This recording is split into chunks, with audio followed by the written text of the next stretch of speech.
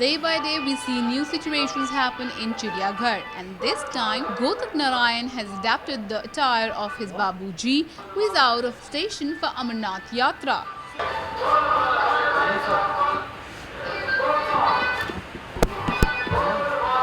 Gotak has taken this step because he really needs 50,000 rupees, which was misplaced by him.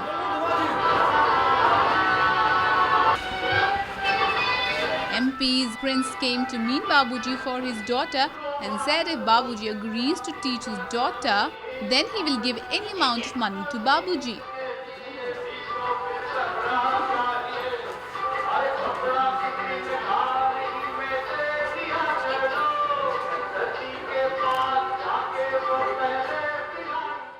After hearing this, in the absence of Babuji, a needy Gotak lies to the prince and says Babuji is home and disguises as Babuji for money.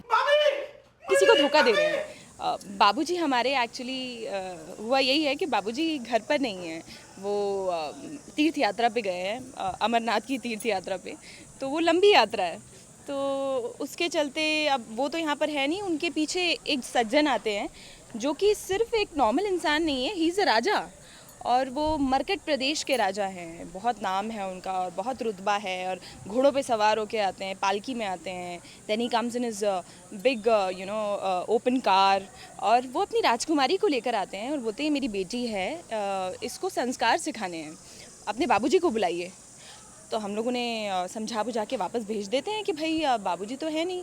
बोलते हैं shit यार, अगर बाबूजी होते तो वो संस्कार सिखाते बेटी को, और मैं उसके बदले जो मुंह मांगे कीमत दे देता।